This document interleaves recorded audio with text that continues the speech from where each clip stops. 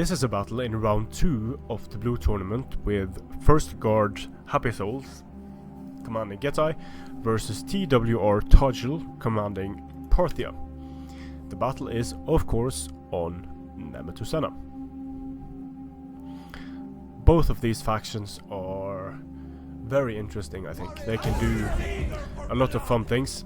And you'll see quite a lot of horse archers on the field for Parthia, and those were some of the rule changes introduced in round 2. So it's going to allow Parthia to bring, I believe it's a maximum of 8 horse archers. So noble horse archer general, 2 armored horse archers, and then 3 mercenary Sarmatians. I quite like that Parthia is able to go full nomad, so to speak. Then we have for Getae, noble horse general, 4 spear horse, 3 bow horse, 2 dash and heavy bows, 2 noble swords, spear warriors, heavy spears.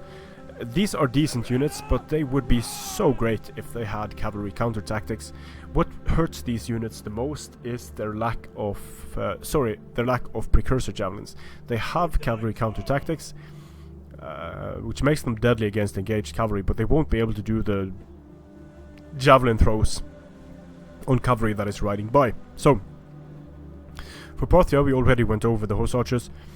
Then we have 4 eastern cataphracts, a few Parthian swords, and some eastern spear speed bumps. Now, these armored horse archers are going to do very well against bow horse because of their armor. Bow horse do have a higher missile damage, but that is offset by the armor on these armored horse archers.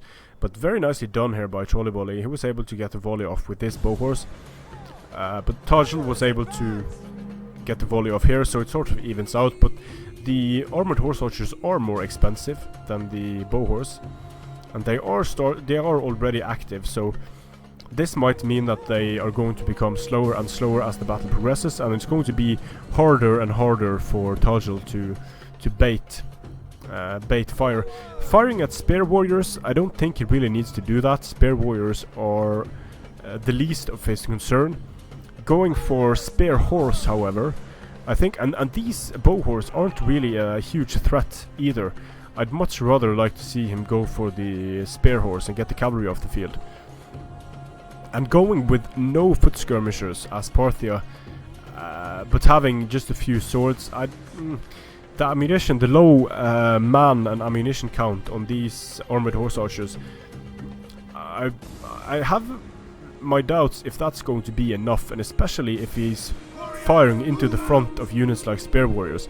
This is exactly what Getae wants, to have its spear warriors suck up the damage and allow the other units to go unscathed. But heavy shot here is going to do a lot of damage to the spear warriors, but I still think it's a huge waste just firing into the front of spear warriors and allowing their shields to block a lot of the damage. So I'll just fast forward here because we're probably going to have a lot of skirmishing early on. And it really looks like Parthia wants to kill these spear warriors for some reason. I mean, it's not like they've done anything to them. These bow horse running in and out, being a nuisance to the armored horse archers. The armored horse archers are taking damage from the bow horse. The bow horse are able to pull out, but the armored horse archers are medium, so the armored horse archers are going to have a harder time kiting missiles than these bow horse are going to. Getae moving up.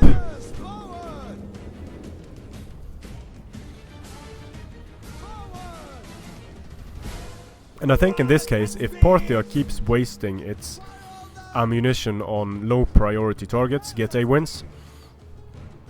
If Parthia manages to surround Getae and get at the spear horse, because when you have 8 horse skirmishers, you're going to find an angle. But now the eastern cataphracts are actually taking fire. The bow horse pushing up in the center together with the dash and heavy bows. And I do not understand Parthia's target priority here.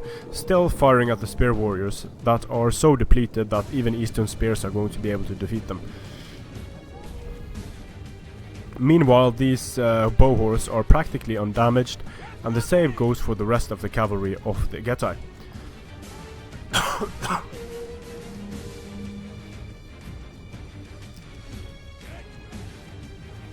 So I'll just fast forward a bit.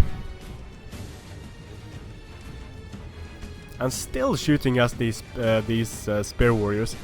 In the meantime, the armored horse archers are being hit with a volley from the bow horse. Very nice bow horse play here. The bow horse are firing a significant amount of ammo into the Eastern Cataphracts now. This is hit point damage they really can't afford to take. They're pushing forward, and then they are forced back and taking so much damage while they are being forced back as well. Not good for Parthia at all. These units are way back, not being able to support what's happening, and this I like, running back into the back lines and doing damage to the spear horse. If Getae had done this a lot earlier, and with eight skirmish cavalry, you really can't do this. Just take the enemy cavalry off the field completely, and then have a field day with the infantry. But the infantry, being able to take down the infantry, I think that you would have to have some foot skirmishes as well, because 60 times 15 ammunition on these guys it's just not enough to kill a lot of heavily armored infantry units. 4 cataphracts can do it, but with the cataphracts have just taken so much damage now, and they're continuing to take heavy shot damage by these bow horse, so they're basically never going to catch these bow horse. And just as I say it, they catch them. But they should never be able to catch these bow horse, but the bow horse are being sort of mismanaged, if it wasn't just a ruse to get them into range of these dash and heavy bows, and that is entirely possible. The Eastern Cataphracts have taken a lot of damage. These mercenary formations haven't done a lot of damage yet. A spear horse, still fine. Noble horse, still fine. And here comes the Eastern Cataphracts, and again eating so many arrows on their way in. Not good for Parthia at all. Just fast forward a bit more, and Parthia is just getting hammered by these dash and heavy bows. Not really being able to get into any good angles. And these Cataphracts as well, yes, they did manage to charge a mercenary axe warrior and do a lot of damage to it, but look at what happens to the Eastern Cataphracts in the process of doing this. It's just getting absolutely wrecked by missiles from the Getae. So the axe warriors, not really important for Getae, but those cataphracts sure are important for Parthia. So the Parthian infantry is moving up. I believe we have 3 Parthian swords, maybe? Yeah, 3 Parthian swords and a few Eastern spears. But look at what happens to the cataphracts now that they've taken so much damage. Charged by axe warriors and heavy spears, and they're just dead. Off the field. Because they've taken so much damage to missiles. So Getae is out-Parthiaing Parthia in this case. Getting the better of the skirmishing engagements, taking care of the cavalry, and look at these Eastern Cataphracts go down. Looks like this is just a miss micro. The Eastern Cataphracts are getting hammered, and Parthia is a very difficult faction to play well, because you need to have your attention multiple places at once, and it usually you have to be the one on the being aggressive towards your opponent, while your opponent can sort of hang back a bit and play defensively. And in my opinion, it's much easier to play defensively and respond than it is to play the Parthia or the Nomad playstyle, going for surround, taking care of the enemy cavalry and so on. Just requires so much more micro than having your units stand around doing nothing most of the time, and having a lot more attention available to go in and get the really important shots. Now the bow horse are starting to feel the heat. They've taken quite a bit of damage. We're going to see Getae move into a more and more defensive formation now. The question is though, how much ammunition is left for Getae and for Parthia? These Sarmatian horse just got absolutely wrecked by dash and heavy bows. But so many Parthian units now, the armored horse archers manages to get into the dash and heavy bows, but not really killing too many, but that charge did kill quite a lot of dash and heavy archers, even though they're heavy archers. cataphracts to the face. It's going to really hurt them. And now Parthia is starting to make the push here. Parthian swords are going to get wrecked by noble swords.